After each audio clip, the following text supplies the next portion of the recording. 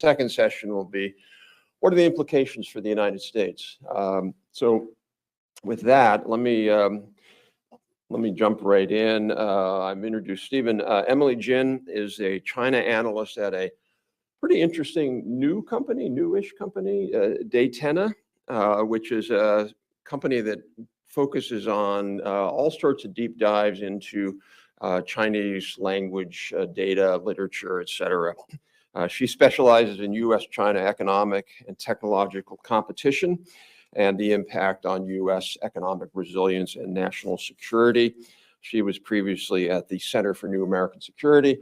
Rick Switzer, former director at State Department, really one of the leading voices and experts who was in the U.S. government on this space, knows an incredible amount. Former director of policy at the Critical and Emerging Technology at State, 25 years experience on this issue. So with that, over to Stephen.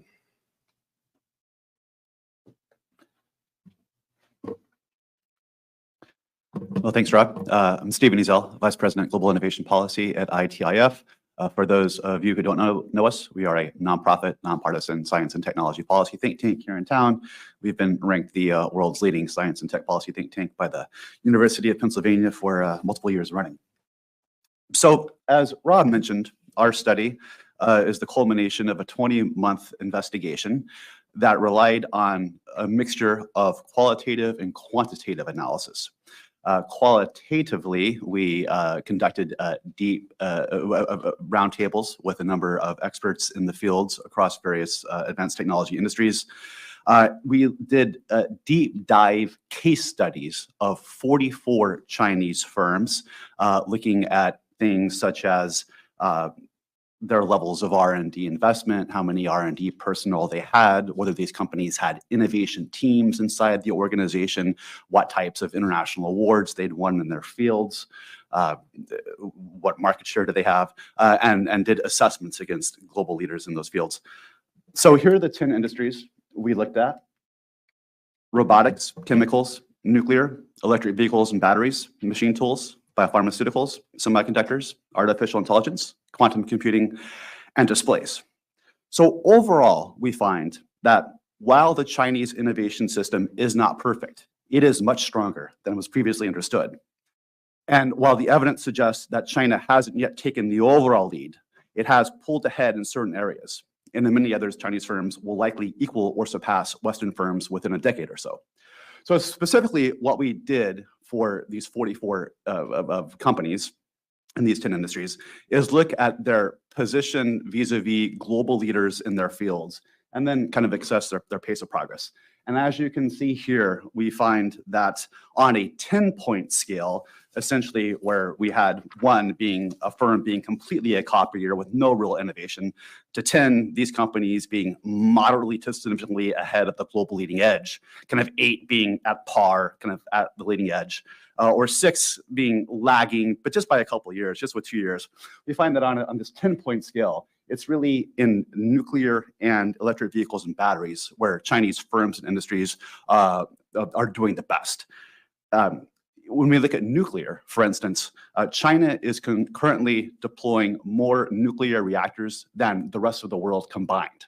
China has deployed more nuclear reactors in the past 10 years than the United States has in the past 30 years. They're going to surpass us in nuclear power generation by the year 2030.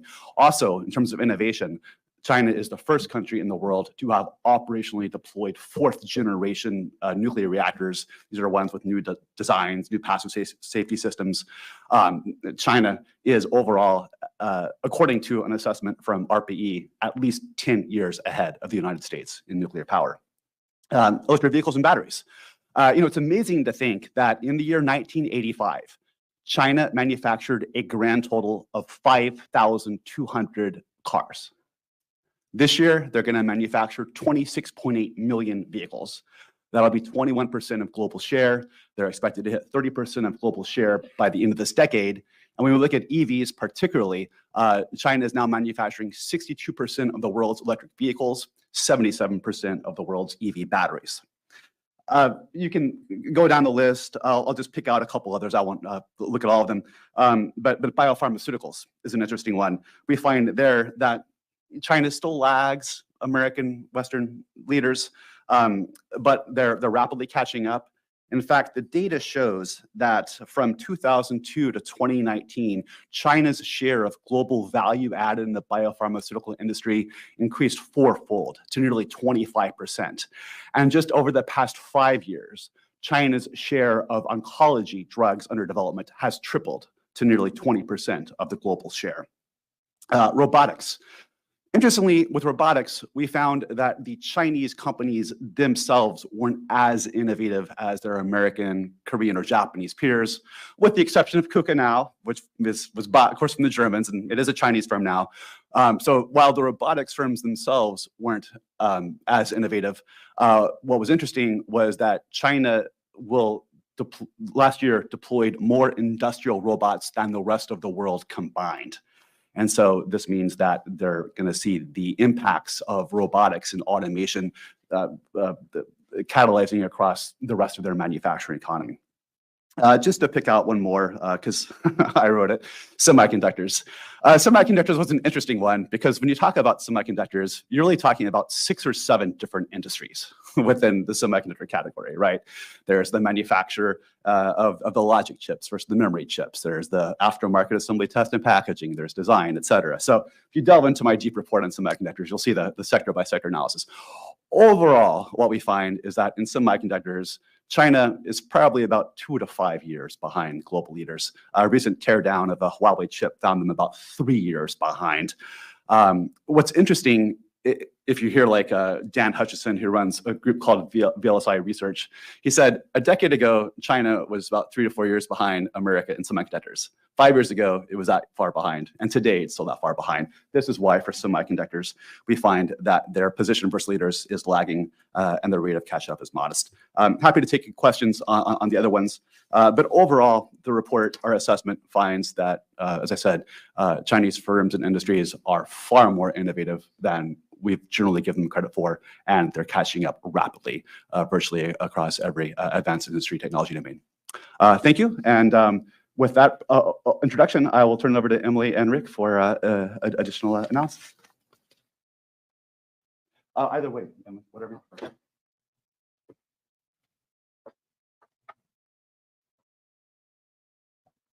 Can y'all hear me? Okay, awesome. Thanks, Rob and Stephen and the rest of the ITIF team for this timely study and event. I'm excited to discuss China's innovation capacity with you today. As a China analyst at Daytona, a company specializing in China techno-economic open source intelligence, AI software services, I just have to begin by making clear that all my remarks today are just solely my own opinion, not those of Daytona. So it's a truism, perhaps, that innovation is a key driver of national power. Among nations aiming for tech dominance, China is particularly ambitious in its pursuit of technological leadership to secure its global position. As the ITIF study and report highlight, Chinese industries are either leaders or more frequently copiers and fast followers. The more I read these reports, the more I became fixated on a fundamental question: what exactly is innovation? While we often think about innovation as groundbreaking and disruptive technologies, China's innovation strength lies in its incremental upgrades and network effect across its vast industrial ecosystem, which is well positioned for steady technological advancement. This is the kind of innovation environment that is widespread across China, and the ITIF report does a fantastic job analyzing China's innovation model. To make sure I'm not just repeating the insights from ITIF's impressive report, my value add to today's conversation is that we walk through a thought experiment. If we were China's top leadership strategizing on technology security, what would Beijing's plan for leveraging innovation to fuel national strength be? How successful has China been in executing its tech security strategy? A key part of China's tech security strategy is outlined in the book, quote, "The Total National Security Paradigm, a Study Outline," end quote. This is a book that was released in April 2022 by the CCP Central Propaganda Department and the Central National Security Commission. This is General Secretary Xi Jinping's formulation of a comprehensive national security strategy framework. In a chapter about technology security, Xi Jinping emphasizes that, quote, "Science and technology are the foundation of national strength and prosperity, and innovation is the soul of national progress," end quote. To protect this soul, China aims to become a leading tech power capable of countering strategic rivals. Official documents, such as this one, acknowledge that China lags in some technology areas. However, this book also noted that China is rapidly advancing and even leading in several cutting-edge fields. To turn technological leadership into economic growth and geopolitical power, Beijing has implemented policies like dual circulation, Made in China 2025, and the Document 79 from 2022, which aims to eliminate reliance on Western ICT technology in state-owned enterprises by 2027. By 2035, China plans to achieve technological supremacy through many of these targeted strategies. From reading this chapter on safeguarding China's tech security from this book, it seems that China's plan to achieve tech supremacy has three main prongs. The first prong is China wants to preserve and strengthen its existing advantages. China can leverage its deep manufacturing expertise, large and skilled labor force, dense supplier networks, and a systematic approach to industrial upgrading. For example, China is a global leader in electronics and renewable energy equipment. By continually improving production processes and keeping prices competitive, China has dominated these industries and is likely to maintain its lead. Additionally, advancements in industrial robotics, which combine AI-driven software and hardware, signal China's move toward the next phase of industrial innovation. The second prong of China's tech strategy is China wants to address its technological gaps. China is determined to overcome its technological shortcomings, such as those in the semiconductor industry, where it has long depended on foreign expertise and components. Strict export controls by the US, Japan, and the Netherlands have exposed China's vulnerability in this critical sector. In response, the Chinese Party State has ramped up efforts to develop a self-reliant semiconductor industry, investing heavily in domestic production and reducing dependence on foreign technology. However, challenges remain, such as restrictions on semiconductor equipment exports and maintenance from companies like ASML, which hinder China's ability to develop advanced nodes. Despite these obstacles, China continues to push for innovation to overcome these barriers. The third prong of China's technology security strategy is that China wants to secure a pioneering edge in emerging technologies.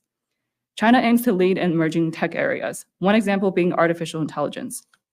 Unlike the United States, which excels in breakthrough AI developments like large language models, China leverages its vast access to data from its population to drive AI advancements. Chinese tech giants like Baidu, Alibaba, ByteDance, Tencent, and numerous research institutes are leading this push. Companies like SenseTime are not only advancing domestically, but also expanding internationally by helping authoritarian regimes develop AI-enabled smart cities and surveillance systems. This determination positions China to make significant strides and potentially rival major global players in the AI sector. There are four significant challenges that face China today that I will skip over because just in the interest of time, but just to go through them. The four awkward elephants in the room, if you will. First, it's uneven quality of human capital inside of China. Second is the tendency for inofficial capital allocation. The third is the drag from bureaucratic inefficiency and corruption. The fourth is China's challenging geopolitical environment. At the heart of China's strategy is the Chinese Party State's vision and political resolve.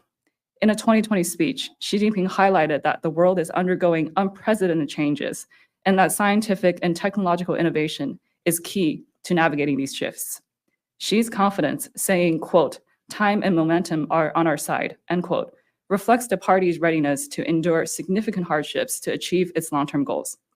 Analysts like scholar Evan Medeiros suggest that the Chinese Party State's willingness to tackle deep-rooted structural issues, despite economic struggles, shows the party's commitment to long-term strength. This resilience and political resolve could enable China to move from quantitative growth to qualitative transformation, advancing its technological and geopolitical ambitions without major compromises. In conclusion, China's strategic integration of tech security into its national security framework, along with its three-pronged approach to achieving tech primacy, shows its determination to secure a leading innovation position globally. Nevertheless, significant challenges, including uneven human capital development, inefficient capital allocation, bureaucratic inefficiency, and geopolitical tensions pose substantial risks to the strategy's success. The Chinese Party State's vision and unwavering political resolve will be crucial in navigating these challenges. While China may be behind the United States on net innovative capacity currently as assessed in the ITIF study and reports, its ideological environment is less contested than the one in the United States today. Specifically, the Chinese Party State's approach to industrial policy and technological upgrading is backed by an almost unified ideological fervor that the United States currently cannot match. The ITIF report calls for America to adopt certain elements of China's approach to technology policymaking and lays out many thoughtful policy proposals centered on a national security capitalism.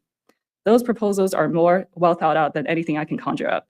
However, one thing I know for sure is that the outcome of China's technology security strategy, which is whether China can secure an innovation advantage and combine it with its existing scale advantage, will not only shape China's future, but also have profound implications for the global order, potentially redefining international power dynamics in the years to come. Thank you all for your time and attention.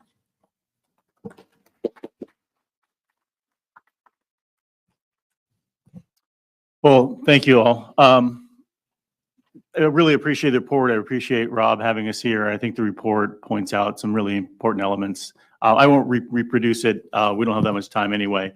I'd like to start with sort of a few myths and some megatrends. I think when we're sort of looking at China's innovation system, and I think the report does a very good job of pointing much of this out. It doesn't talk about this specifically, but this is something you hear in this building quite a lot, which is that China has stolen its way to being an innovator. While Chinese IPR theft is a massive problem, it is not a driver of China's innovation. China's IPR theft, to be frank, today is actually, from a strategic perspective, has greater impact as it relates to depriving U.S. firms of profits and market share that enables the U.S. innovation system to continue to drive innovation through churning profits back into research and development. Most of what China gets and most of what China has gotten in developing its innovation system has been done through legal means. The vast majority of China's sort of ability to move forward with really innovative companies was done through partnerships with foreign companies, through partnerships with foreign universities, with their students traveling abroad and bringing that technology back, either to be students or then working in major corporations. So the myth that where China finds itself today is something it stole its way into. And so therefore what we need is some sort of research security function is going to solve this problem is actually detrimental. There is a research security and a research integrity aspect to this, but it's actually, the tip of the iceberg. The rest of the iceberg is 90% below. It's in the licit side, the cooperation that undertakes. And China can't be innovative. This is another myth you hear that sure, they're good at copying and this would be illicit or licit. But are they really truly innovative? The CEO of Ford just came back from China, did an article about it just a couple of days ago. I spent time looking at the Chinese EVs, brought some back to his leading staff and said, this is the existential threat. Like, this isn't just a cheaper car. This is a more innovative car. It's providing, functionality and technology at scale in ways that consumers want that nobody in America is producing today, right? And we see this in other industries. So that's a myth that folks need to get out of their mind. The PRC can innovate. They innovate all the time. They didn't steal their way there. They actually worked very hard to get there. But the mega trends that underlie this, I think, are where the interesting parts come, which is there's sort of two big mega trends going on right now. And both of them are part of this sort of Chimerica matrix, right? And Chimerica in the sort of science innovation, global sort of science innovation cluster is in full swing. It still exists.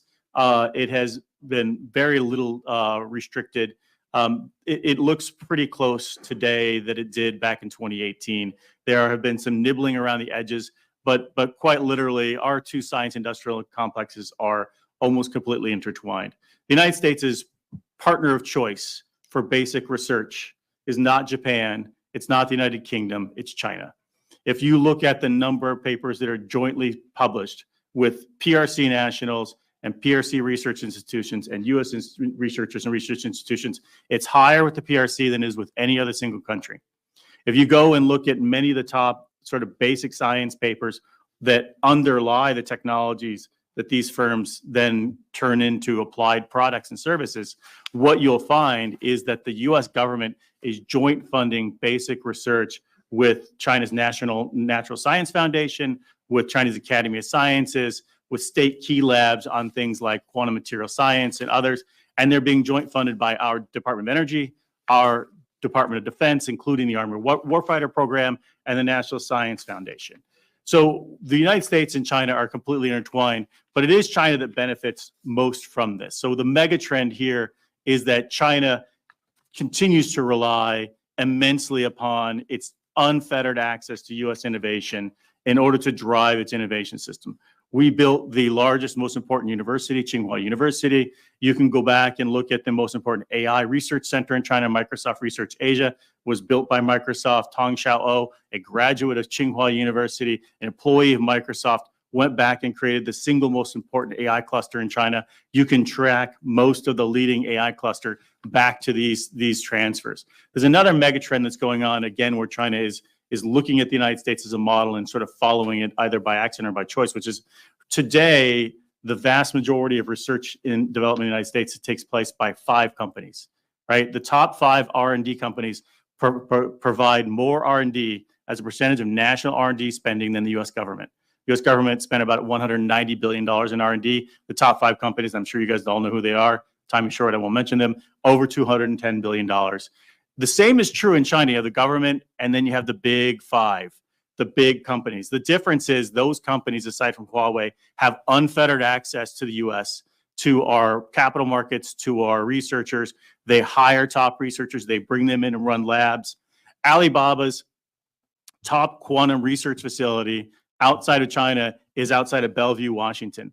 They set up a separate quantum research center. They continue to hire graduates and postdocs coming out of those programs. Another aspect of this integration that continues, one of the technologies that really is the foundation of almost every one of those technologies up there is material science.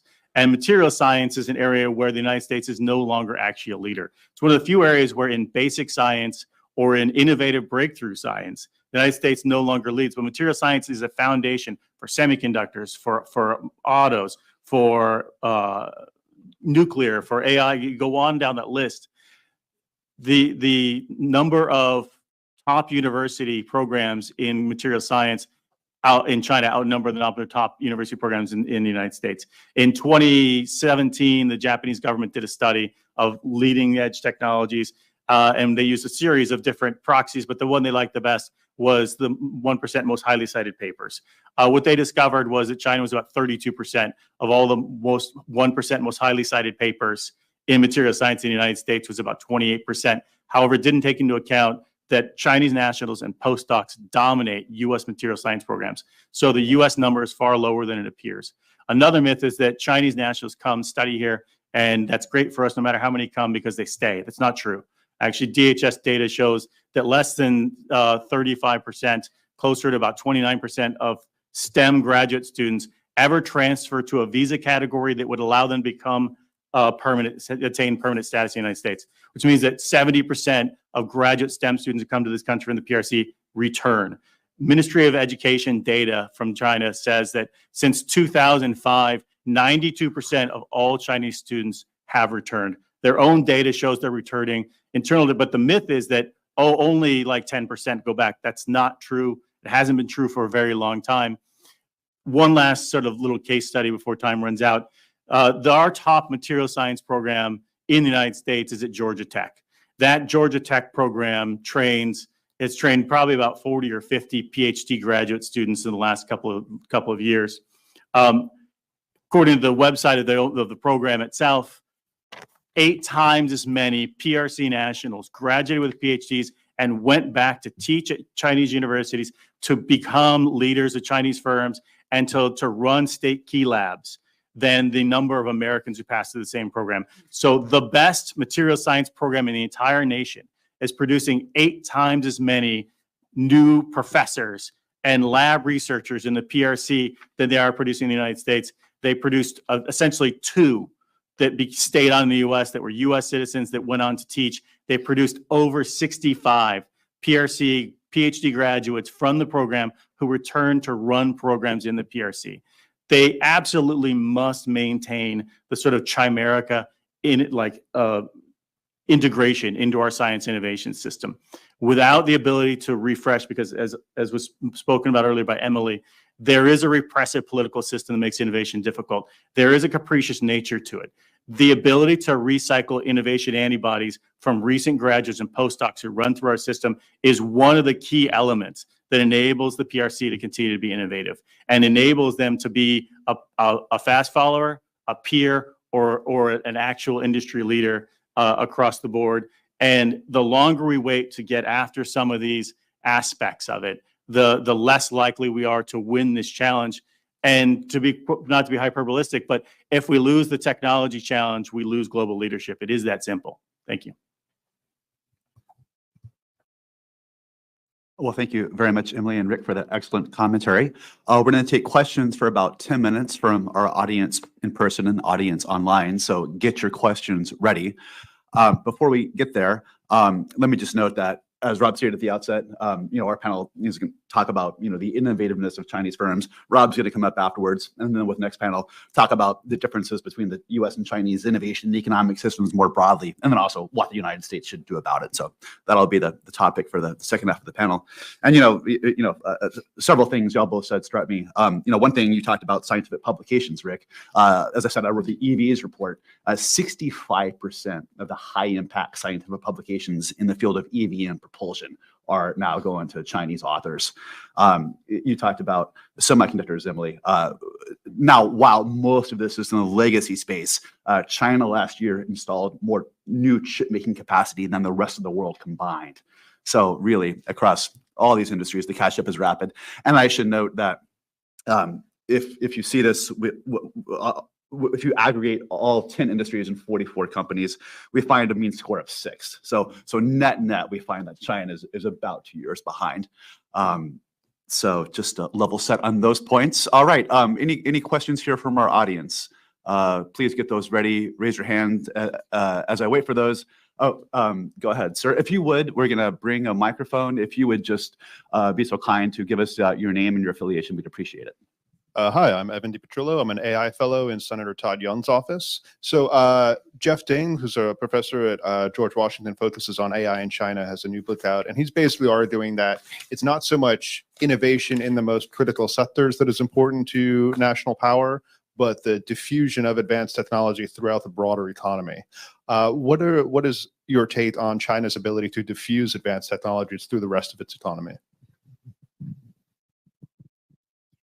I could take this one first. I'm a huge fan of the diffusion deficit concept that Professor Ding has put out. I think the understanding is the Chinese system, if we're looking at the military civil fusion ecosystem, but also the larger research community or base, it's interesting to see, even like through all the sectoral studies, that some of the industries are much more embedded with the academic community. Like one of the examples that I can think of is the robotics report, which, and also there's one really interesting graph, I don't remember on which page of the report, where it talks about how, in fact, China's percentage of researchers that are embedded inside a US, in companies, Chinese companies, are actually comparatively lower than the embedding that's happening in the United States. So I think that could perhaps be a data point of this diffusion deficit, or rather it's suboptimal diffusion, if you will. But I think it's, again, like if you look at the whole forest, you might see this net being 2 years behind. But if you look at specific sectors, I think you will see very different pictures.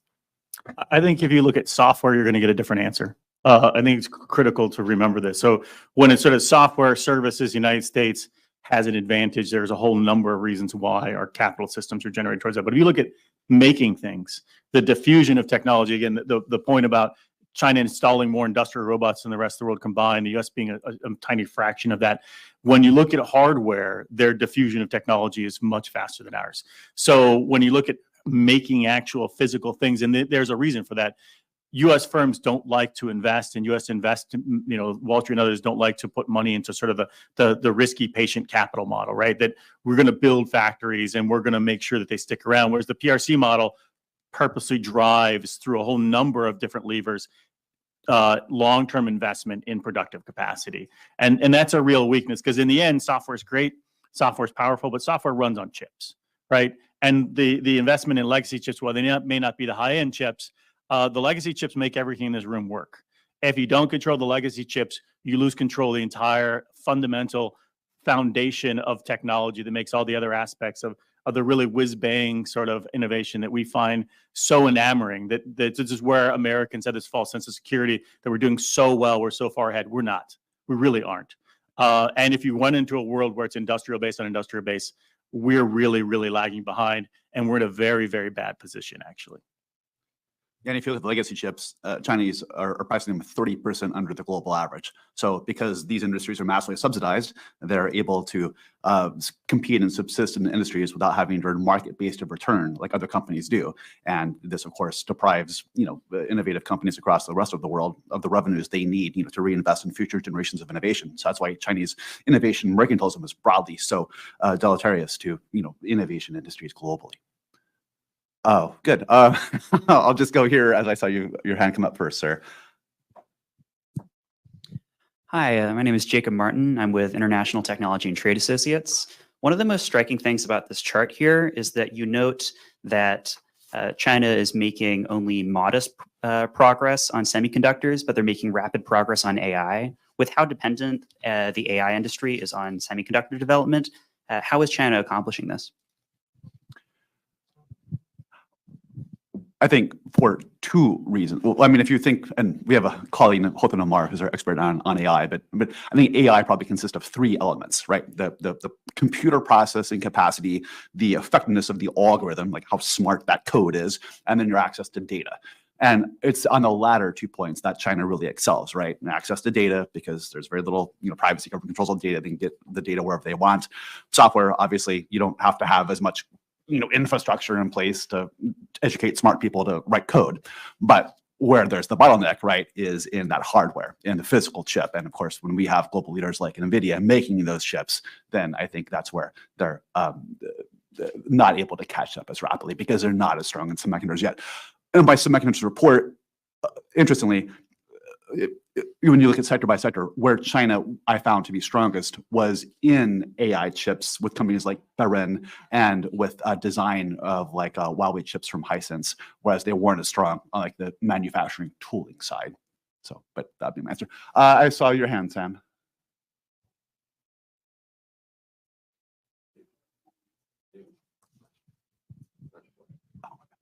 Thanks very much for this. Sam DuPont with Senator Chris Coons.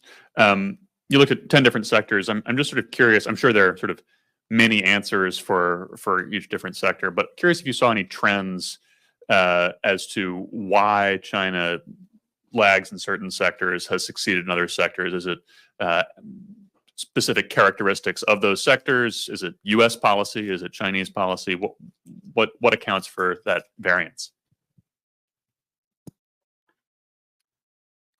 If I may, I mean, in some of those areas, what you'll find is where state-owned enterprises dominate. That's where there's less sort of innovation, and they're kind of lagging. In the areas where AI is more dominated by that new Big Five I was talking about, right? The equivalent of the U.S. Big Five that drive their innovation as well. And so you have startups, and you have those firms funding startups, and you have a more vibrant ecosystem in that regard. And so you see in some of the other, aside from nuclear, and I would note that the AP1000 was a Westinghouse technology, and so that their leap ahead in nuclear is 100% based upon the transfer of technology that DOE fostered through Westinghouse. So that's a unique one where the state enterprises where they're doing well. But in most of the other ones, you're going to find it's sort of legacy state, like chemicals and other things. You've got legacy state-owned enterprises. They're not as good and they're not as nimble. And when you have the Big Five, the BATs and the others, pushing ahead, that's where the most innovative. They're driving incredible amounts of profitability. They're innovative, they're pushing ahead, and they're drawing upon an ecosystem of returnees in ways that state-owned enterprises find difficult to do. Sam, just one thing in analysis. If you look at like EV batteries, Chinese enterprises control the entire value chain, all the way down to the mines, as well as the refining, the production of the cathodes and the anodes. So they have come to dominate that entire global supply chain. But in semiconductors, if you think like the laser alone in an EV machine has 480,000 parts to that laser, you have to rely on a global network of suppliers to have best-in-breed technologies to input. And in sectors like that, I think China's had a more difficult time catching up. Thank you for your questions. I'm going to now turn it over to Rob, who is going to carry on with the presentation and lead us into our second panel. Thank you. All right, well, thank you. If I could ask our two speakers to come up. So we're going to segue now. Look, we could do a whole day just on the Chinese semiconductor industry. So we're covering a lot, but we're going to we're going to focus now a little bit on what does this actually mean? What is the Chinese policy system? And most importantly, how should the U.S. respond? I can't think of two better respondents this morning. My colleague Liza Tobin, who is the Senior Director for Economy at the Special Competitive Studies Project, SCSP. If you haven't been on their website, really need to look at it. Incredibly valuable work across the board there, but in particular, what Liza's been doing. She is the former China Director at the National Security Council in the Trump administration, and she led U.S. strategies and policies related to China. Rush Doshi is the Senior Fellow for Asia Studies and the Director of the China Strategy Initiative at the Council on Foreign Relations.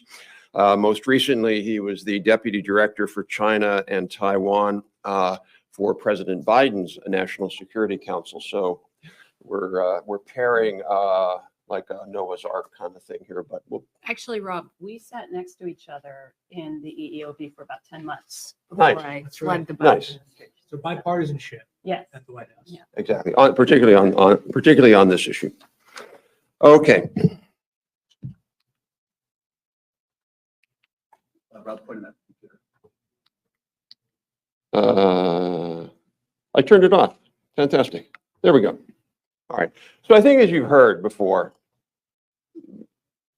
what I think the most important thing to understand about China, the U.S. economic thinking is really oriented around one thing, and that's allocation efficiency.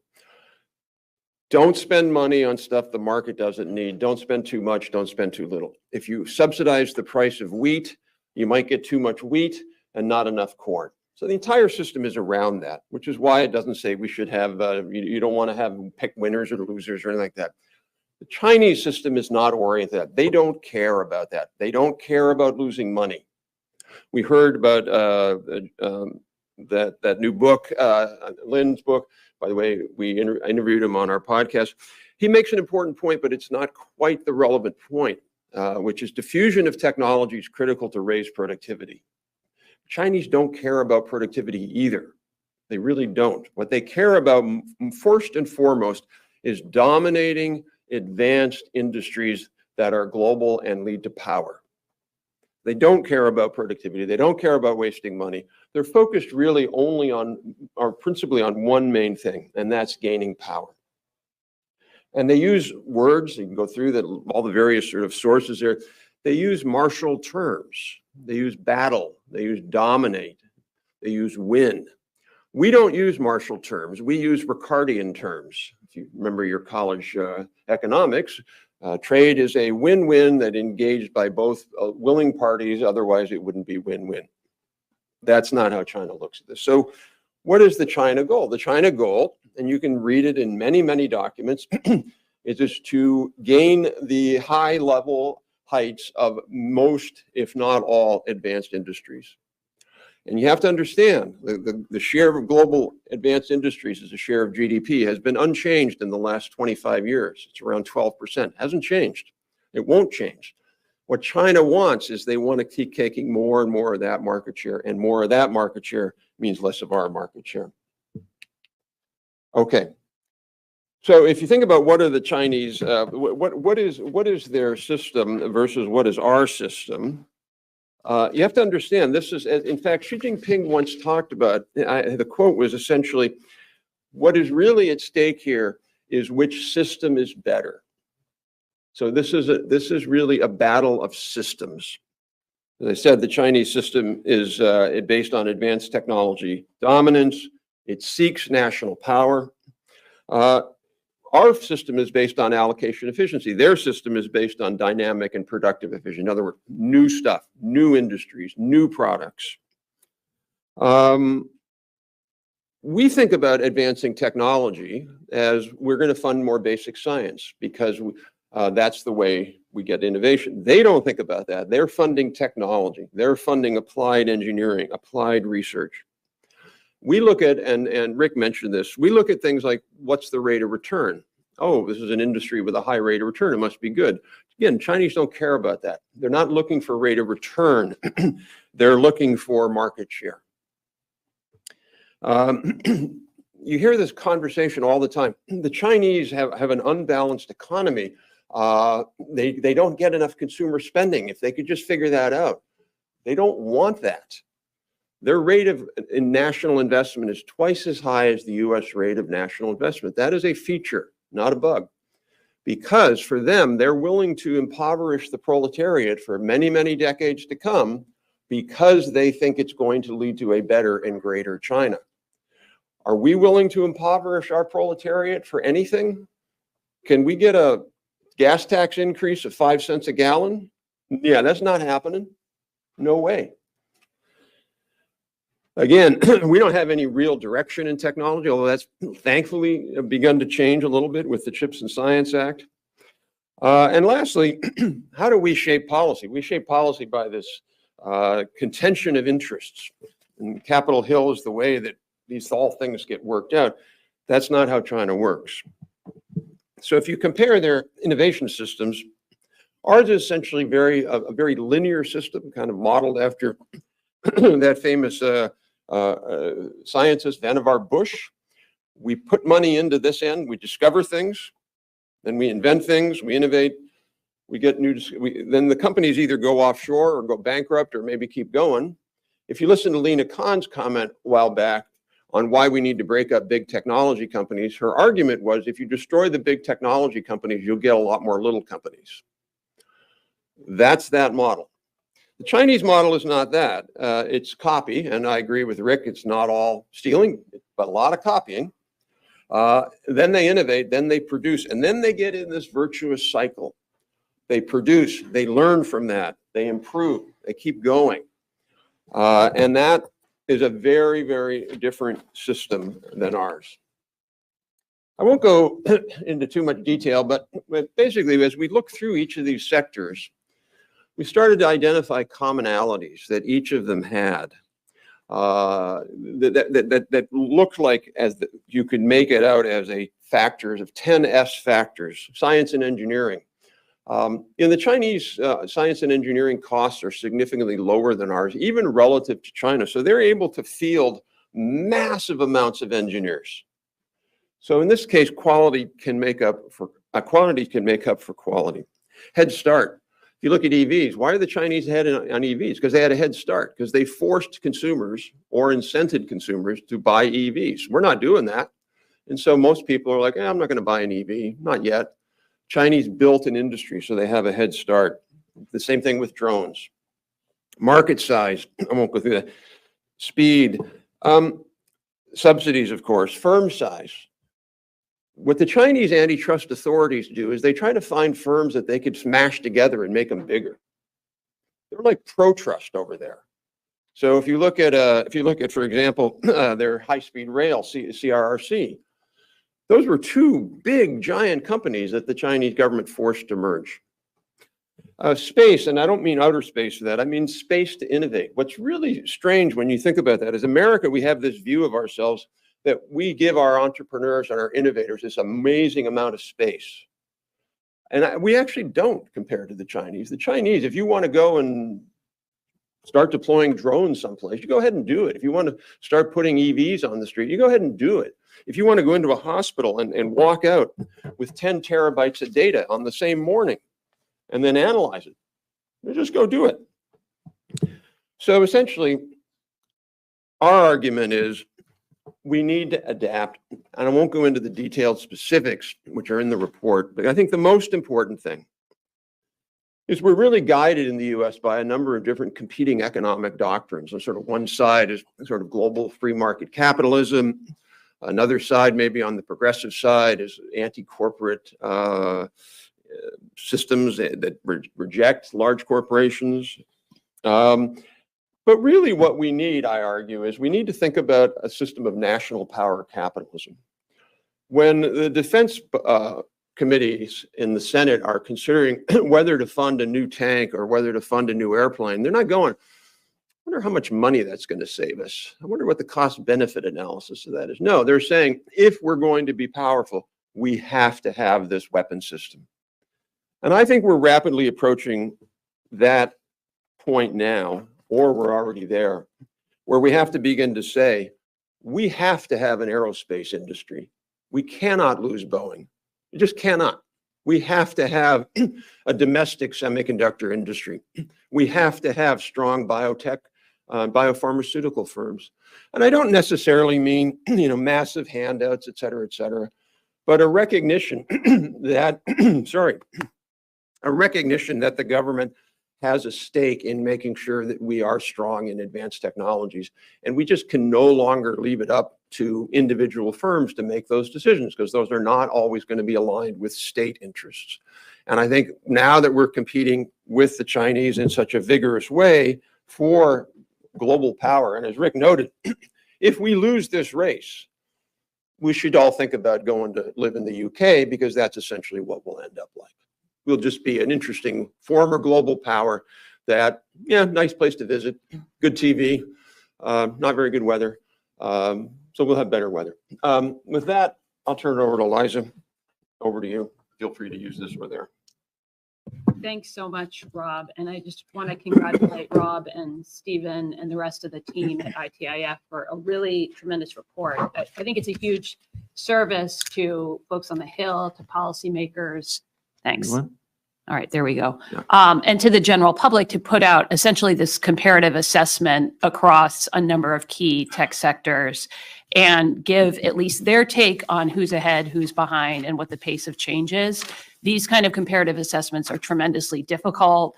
How much qualitative versus quantitative data do you use? Data availability in China is obviously challenging. So I just want to congratulate them on taking a stab at that and doing a really great job, and really sounding the alarm. I really like how Rob has smashed a lot of myths. Rick went through a lot of these, and just to kind of summarize, it's clear from what they've written in their report and from everything else that we see that the CCP is not optimizing for profit or productivity or consumer welfare. They're optimizing for power. And so the sooner we absorb that and start making policy decisions accordingly, the better off we'll be. This issue of can China innovate? I dealt with this when I was a China analyst back at the CIA, and around 2015, 2016 or so, we were thinking about this question, and the common understanding was China can't innovate. They just build things, they steal, they copy. But there started to be this creeping sensation that maybe that wasn't right. And as you can see, it's taken, 7, 8, 9, almost 10 years to start to have a change in awareness that, yes, they actually can innovate. And this has massive implications for our prosperity and our national security.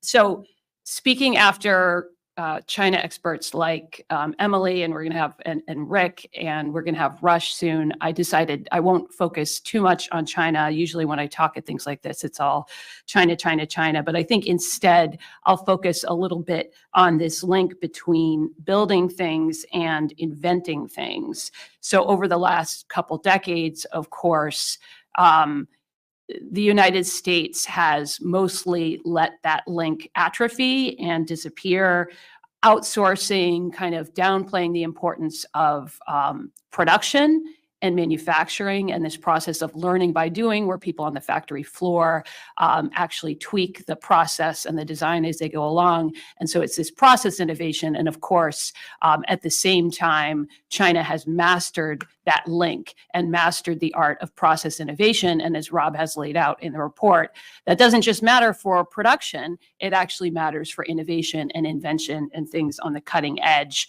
And if the trends continue as he's laid out, we're going to see them catch up and surpass us in more and more fields. I think production is incredibly relevant in this systemic rivalry that we're in with China. But I want to talk a little bit more about the U.S. And I'm an optimist. As a former policymaker, you have to be a persistent optimist when you're thinking about China. policy trends and technology trends are, I believe, converging in a new way that wasn't true 3 to 5 years ago. So on the policy side, there's this growing consensus around everything from decarbonization to national resilience after the pandemic, to competition with China, to the needs of the Defense Department. On the technological side, my organization has been digging into the latest tech trends in advanced manufacturing, AI, automation, robotics, U.S. advantage in software-enabled industry and software-enabled manufacturing. There are exciting things happening in this space that were not the case. So think about taking things like ChatGPT and bringing them to the factory floor and enabling much faster, more efficient, more intuitive design and manufacturing. However, to get there, in our process of studying these tech trends, we came across a lot of really exciting startups who are doing things like leveraging AI to create entirely new types of metal that can be used to line fusion reactors, that can be used to make hypersonic missile nose cones, exciting things like this. But in too many cases, they are facing some obstacles to scaling. And so as policymakers and lawmakers thinking about this, I think in order to capture this particularly unique moment that we're in 2024, we need some solutions. And these are everything from scale-up financing, making, most of the VC financing goes into software, but to make sure that there's some government, public-private partnerships to enable these companies to get money to scale. It's supporting manufacturing process innovation. We have some programs like Manufacturing USA that are small but mighty. They need to be scaled up. Rob has taught me that our programs are tiny compared to the Germanys, the Japans, and the Koreas. And lastly, of course, what always comes up is workforce. So we need to be able to navigate the challenges of a nation of not only educating and training our own workforce, but bringing in high-skilled immigrants from abroad and pairing that with common sense research security practices. So there's a lot more. Happy to talk to you more about our work in this space. Great. Thank you. Rush. Well, first, let me just say thanks to everybody for coming. This is a fantastic event and an even more impressive report. I have a lot to say about the report, but let me just start by talking about China. I think that it's important to note, you've heard now from Rob and from Liza, that China is not focused on allocative efficiency, but on power. And I think it's important to understand why. The Chinese Communist Party was formed in the ferment of the Qing dynasty's collapse, in the century of humiliation. And the basic animating theory for them moving forward was they needed to achieve fuqiang, wealth and power. And that has been the phrase, not just for Chinese nationalists, other nationalists in Japan and Vietnam too, but especially in China, that's been driving their pursuit of economic and technology dominance for a long time. And you don't need to take my word for it. You can read the text. Deng Xiaoping, Xi Jinping, Hu Jintao, Jiang Zemin, they all talked about this stuff. What are the four industrial revolutions? It's an interesting concept where people talk about we're in the middle of a fourth industrial revolution. In 2017, Xi Jinping gave a speech about these four industrial revolutions, borrowing from a Davos concept. He said the very first one was essentially steam power. And the US, actually Great Britain, was able to kind of jump on that train and be able to ride that to global supremacy. The second industrial revolution was electrification. And the United States rode that all the way to global dominance, and it sustained that dominance with the third industrial revolution, which is mass manufacturing. And what Xi Jinping said is that we're in the middle of a fourth industrial revolution. This is also a concept from Davos, as I mentioned. But this fourth industrial revolution is not just a chance to get rich, it's a chance to get powerful. And the geopolitical lens in which they look at technology and capacity cannot be dismissed. In fact, they don't dismiss it. You've seen in this report several references to it. You've heard it from Rob and Liza and others, and you're hearing it again from me. So that is how they look at this, and that is not how we look at this, and that's a critical distinction. Second point, the conversation on these issues, thanks to this report and other reports, is changing. I think for a long time, we heard about a number of myths that people continue to believe about China's capabilities. Those myths, in many cases, are wrong. What I think is most interesting is in just the last few weeks, we saw a series of reports come out that help us better understand just how competitive China is. One is this report. Another is Marco Rubio's report on the Chinese industrial challenge. Mario Draghi in the European Union just wrote about how the Chinese industrial ecosystem poses an existential threat to European prosperity. And of course, The Economist a few weeks ago, or months ago now, had this extensive deep dive into innovation and basic science research capability in China, and on net, how that was exceeding some of the capabilities in the United States. So all of that suggests the conversation is now changing, which leads to a third point. That is a prerequisite to changing policy. You have to have your assessment of the situation change before policy can change. We are now witnessing a change in assessment. But I want to dwell on this point for a moment, because I think a lot of people say, look, China's growth is slowing. Their demography, it's bad. They're peaking. But they're not really paying attention to, I think, what's happening under the hood. Yes, all those things are true. Yes, China has challenges, but it's also the case that in industry after industry, they're gaining global market share. And that's not just in fast follow. We're talking about introducing world-leading products as well, as the report here notes. So that's why I want to focus on assessment, because it's easy to see right now a debate. Well, maybe we don't have to worry too much. They'll just slow down naturally. Versus, wow, they're 10 feet tall, and maybe they're just 8 feet tall, but they're still quite tall, and that's a problem for the United States. I think the next area of assessment I want to just briefly mention is, let me just tell you what it looks like to get the assessment wrong. There's a great book by my former professor, Aaron Friedberg, called The Wary Titan. It's about the experience of relative decline in the United Kingdom from 1895 to 1905. The second chapter is one of my favorites because it talks a lot about how they were discussing in Great Britain at the time just why they were losing competitiveness to the United States and Germany. And they were concerned about how they were going to get the initiative again.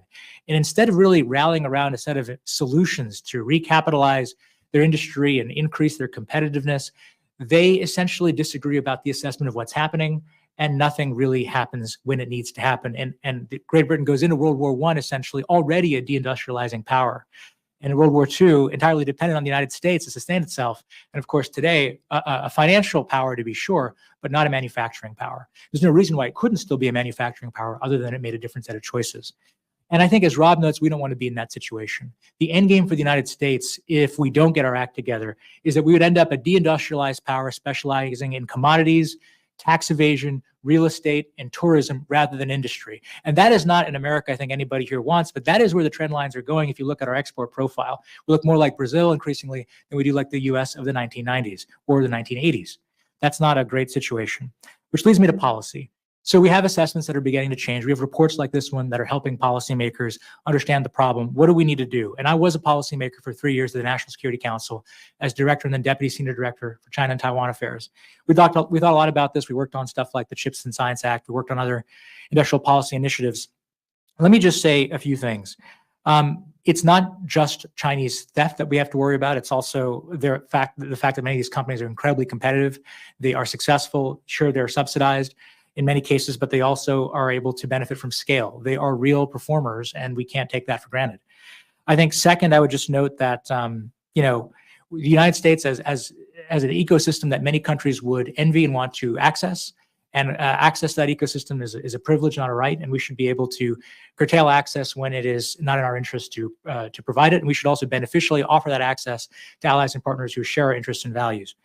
I think in addition, I would note that their state has a role in helping the U.S. remain a competitive industrial power. This is not just a question that can be left to the markets. It's not just a question that can be left to companies. That's why Congress has taken action increasingly in a bipartisan fashion here, but we need more. And I think what you're seeing in the report from Rob and what you heard in the comments from Liza is that the kind of solutions we need aren't just tinkering around the edges, a few incentive programs here, or maybe a few tax credits there. They're structural changes that fundamentally alter the way in which we are able to compete. And they're not that dissimilar from the kinds of things this country has done in the past, and with a fair amount of political will could do again today. This isn't a hard thing for us to do. We have a lot of advantages. We just don't have the political will. And that's why I'm glad we're here on Capitol Hill today, because I think this is the branch of government more than the executive branch that matters in creating that capacity. And I could say that having worked in the executive, doing the best I could. But I think ultimately the solutions will come in a bipartisan fashion from Congress. Let me just end by, again, a note of optimism. In industry after industry, you're seeing the Chinese sort of catch up, sometimes surpass the United States. But this is a dynamic situation, a dynamic playing field. This is a fourth industrial revolution. And there are opportunities for the United States to achieve leapfrog again over China. And you see that in batteries right now, with the question of whether or not solid state batteries might be superior battery technology, and maybe we have a lead there. So we shouldn't, necessarily be pessimistic. We should be alarmed. We should be acting with a sense of urgency and bipartisanship. We should also focus on the fact that there are opportunities ahead of us should we configure our political and economic system to take advantage of them. I'll stop there. Great, thanks, Rush. Congressman Molnar is almost here, who's head of the China Select Committee, and he's going to make some remarks. So we're kind of talk for a moment, and then as soon as he comes, obviously, I'll introduce him. You know, Rush, you mentioned this is part of our legacy, and in fact, this report came out under the ITIF Hamilton Institute for Industrial Competitiveness.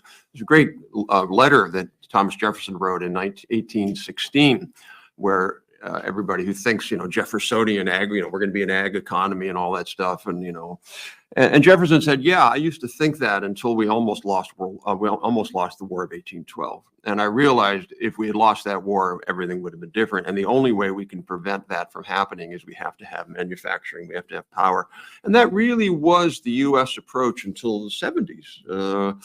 Both parties, long legacy of national developmentalism. We were trying to beat the Soviets. Why did we invest more in the 1950s than in R&D, federal government, than every other country combined, business and government?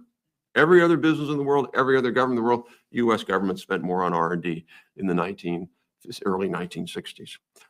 I do want to ask both of you a question, which is, again, we may have to stop, but Rush, you mentioned that things are changing, and that you know, it's like you can't really make progress in policy until you come up with a framework that is related to what you want to do. Why has it taken as long as it has? And for both of you, why has it taken as long as it has, and what are the major barriers to keeping it, not having it go even faster? Well, it's a great question. I think the first one is that perceptions change slowly. And so that we have this sticky sense in our minds of what China is capable of. And it's difficult to update that perception absent a major shock. You noted 1812 was a shock for Jefferson. We haven't had that 1812 moment, but it could come. And it would come probably too late for us to change the trend line. So my point would be that reports like this chip away at that perception, and they help people better appreciate the nature of change in this situation where China is far more competitive than people recognize. The second reason why this is difficult is politics. I mean, there are a number of industries, a number of sectors that have a different view of how the U.S. economy should work and what it should focus on. Maybe they're more focused on allocative efficiency than they are on production and developmentalism and capacity. And so what ultimately is going to be needed is political leadership that helps push back on certain vested interests and says essentially there is a better path forward for our prosperity and our national power. We're going to have to embark on that path together, given the trend lines. Liza? Money. I think consumers have gotten. My bad. Sorry. There you go. Sorry, there we go. Money. I think there've been a lot of kind of this sense that we were all taught from liberal economics about gains through trade. The pie gets bigger if we just open everything in this global fashion to free trade. Prices go down for everyone, and I think we've enjoyed the deflationary effects of China entering the global economy, especially since 2001. Wall Street has enjoyed access to the capital markets in China.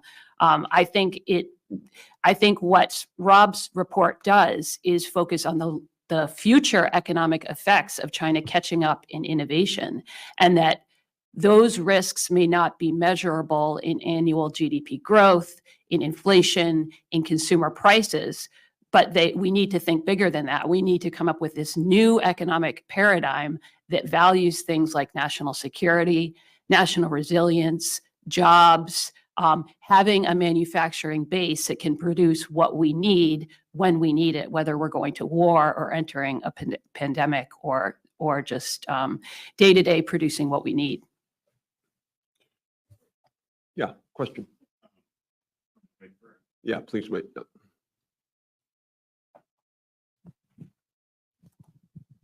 I feel like each of you sort of outlined some parameters of policy ideas. Rush, you did that sort of explicitly, but Liza, you were also talking about we need to focus on capital access and workforce. And I guess I'd be interested in hearing maybe from each of you one big policy idea that you have that you think could help address some of these challenges. Maybe later. We'll do it later.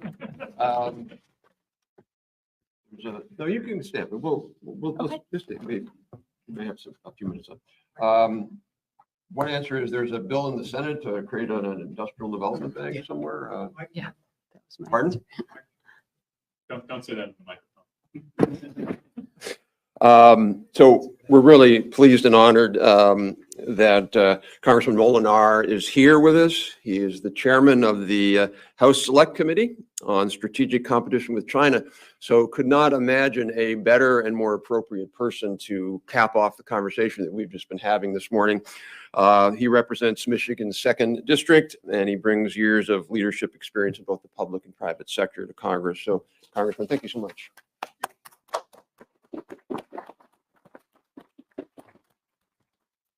Well, thanks so much. And Robert, thank you and your team for the effort that went into this report and for the invitation to speak today.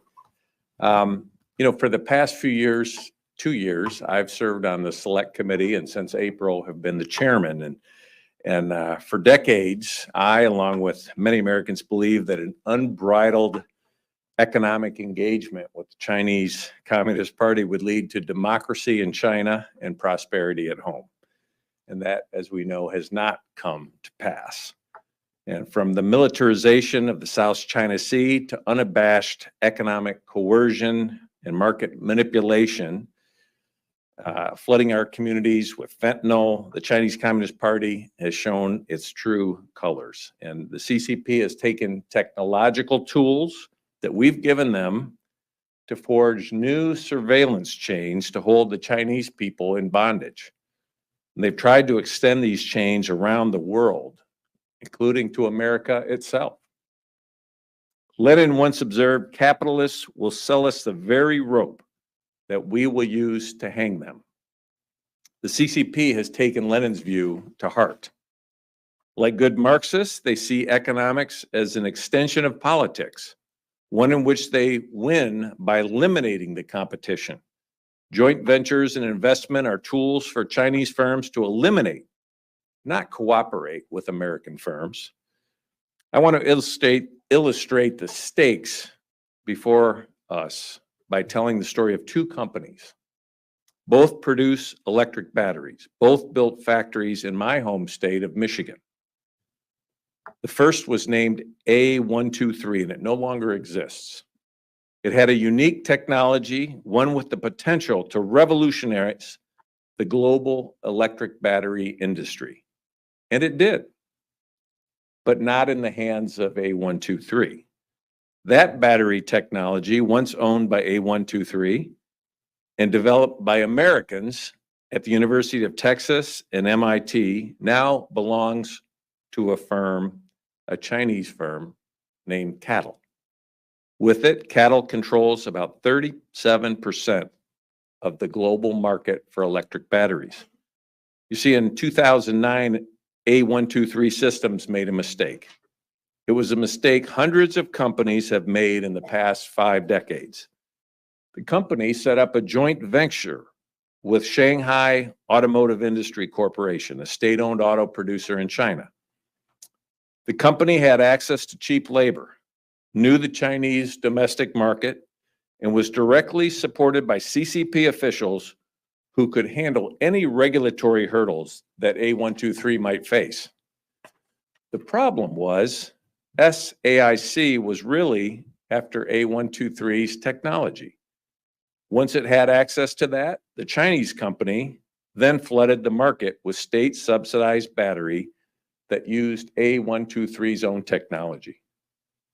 Unable to compete, A123 found itself facing bankruptcy and was acquired by SAIC's holding company, despite CFIUS concerns.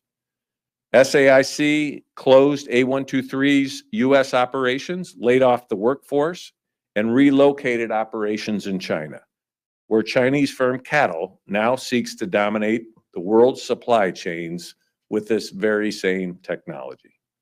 Now CATL is returning to the scene of the crime, building a new factory in Michigan, subsidized by American tax dollars, and using American technology to deepen our dependence on supply chains controlled by Beijing. These tactics are unethical, they're wrong, they're dangerous. Worst of all, though, as today's report notes, these tactics are successful. Let me read out a few numbers from today's report. In 2023, China installed more industrial robots and had more nuclear power plants under construction than the rest of the world combined. China also accounted for 62% of global EV production. A majority of the world's new chip-making capacity in 2024 will be constructed in China. And from 2017 to 2021, the rate of new clinical drug trials in China grew faster than any other nation. These statistics should raise alarm bells in capitals around the world. The CCP's track record shows that any dependencies or open doors can be and will be weaponized by the party at a time and place of its choosing. This isn't speculation. This is a playbook we have seen far too many times to count. That playbook reflects the difference in values between ourselves and the CCP. For Americans, economic growth and innovation are pathways to improve the well-being of all parties. For the CCP, economic growth and innovation are about increasing the power of the party, both at home and abroad. Chinese entrepreneurs are supported, their companies subsidized, and their foreign competitors are targeted for IP theft and economic warfare. Entrepreneurs such as Jack Ma and foreign firms may have roles as temporary tools, but at the end of the day, they have no place in the house Xi Jinping is building. The CCP only wins if they and we lose. Our competition, like that with the Soviet Union, is not between two countries, but between two visions of the future. The only way of life, the only way our way of life survives is if we win and they lose. Our committee has been shouting this warning from the very rooftops. The Select Committee has traveled to Boston, New York, Silicon Valley with a simple message. We cannot continue to fund our own destruction. We cannot provide our greatest adversary with the tools needed to kill our men and women in uniform.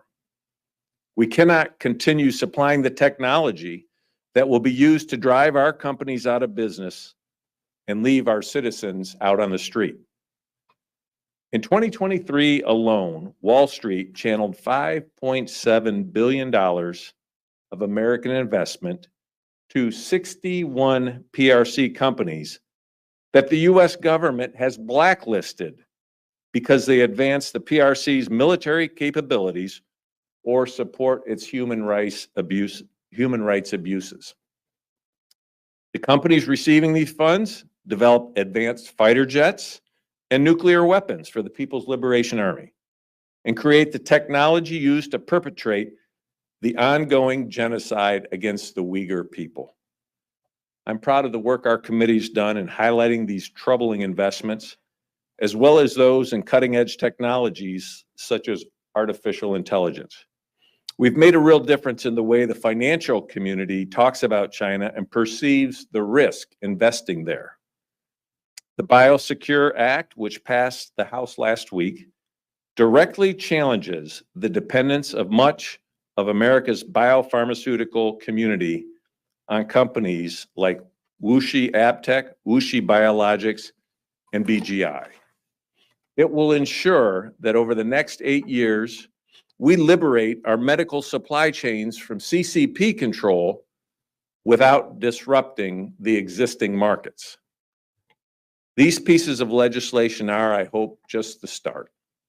Last December, our committee produced a list of 150 bipartisan recommendations to rebalance our country's economic relationship with the PRC. If you know anything about Washington, you will know how rare that sort of bipartisanship is.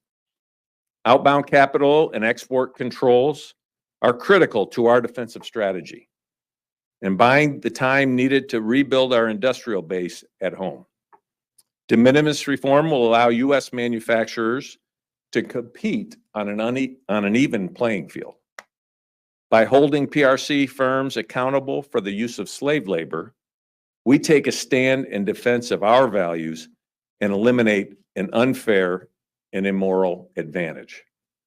By protecting our companies and universities from IP theft, we defend American ingenuity and inherent advantages of a free system that encourages creativity and innovation over a totalitarian ideology that rewards blind obedience. But like my Detroit Lions, we must play both offense and defense. Research security and IP defense matter little if we are not researching new technologies or developing IPs to defend. For centuries, America has been the promised land for the best and brightest across the world who wanted to explore the frontiers of human knowledge or create companies without red tape.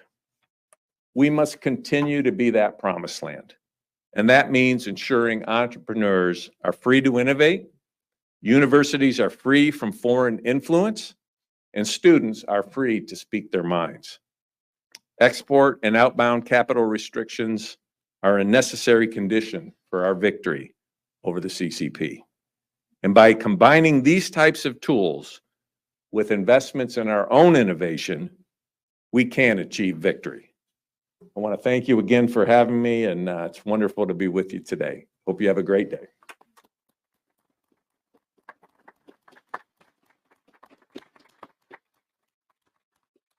Congressman, thank you so much for taking time out of your busy schedule and those very wise words, and thank you for your leadership on the committee.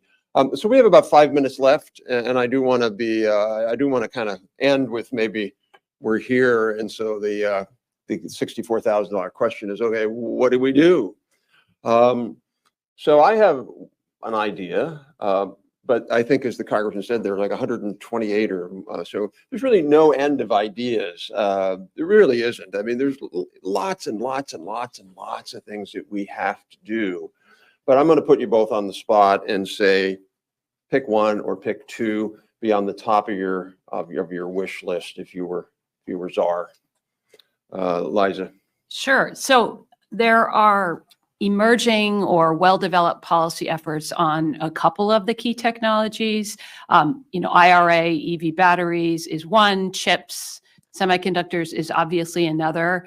But we need one that runs across all of these. So the enabling technologies that we need to get back in the game in production and manufacturing are this suite of advanced manufacturing technologies that are offering this opportunity as AI revolutionizes how companies make things. So SCSP has proposed a overarching national approach to advanced manufacturing with a number of lines of effort.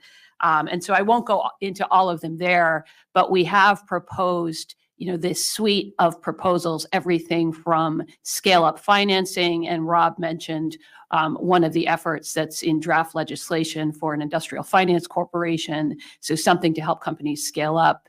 We need better cyber protection tools. Manufacturing experiences more cyber threats than any other sector. We need workforce efforts. We need trade policies that help insulate us from China's brute force economics. In any case, we've laid this out in the report, and we really need this so that we have the production base necessary to build and succeed in all the technologies that are in this report. Great, thank you. Rush. That's a great list. And I think I'll just make 2 points. And it goes back to what I said earlier, which is that I think what's necessary is thinking in structural terms about our policy prescriptions, not just piecemeal, but structural. The first structural proposal is one that's in this report, one, Rob, that you mentioned. It's sort of an industrial development bank, something that is critically needed, I think, in the United States, although perhaps a little controversial. But the reason it is needed is because if you look at the financial sector today, they can get great returns in software, but they're not so sure about hardware manufacturing. They're not going to be able to fill that gap. They're not patient enough. And you look at the trends in venture capital, it's all in that software direction until very recently, where there's now more zeitgeist around hardware, but we'll see if it translates into returns.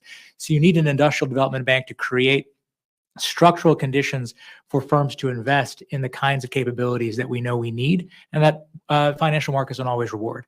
The second structural proposal that I would put forward is a combination of something Congress can do and allies and partners need to do. The congressional element is to take my very favorite executive order, which is the ICTS executive order that the Trump administration put in place, but that the Biden administration used, most recently on the question of EVs and their connection to networks. I'd like to see that have some statutory basis so it's protected from litigation.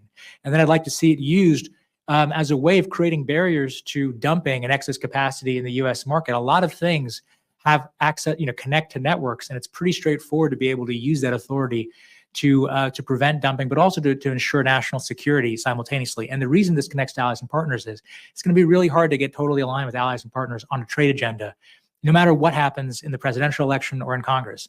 But it's much easier to get aligned on a regulatory agenda. And regulatory harmonization that puts up these kinds of barriers might make sense for all of us, because the alternative is that we lose our industries. So those are two structural proposals that I think would find bipartisan support, I would hope, and would actually make a significant difference in the competition. Thanks. Well, take the moderator's privilege by agreeing with that. One of the things that we tend to overlook in this is competition in advanced industries is really, a lot of it is around market share, is the size, because these industries have what economists call high fixed costs, low marginal costs.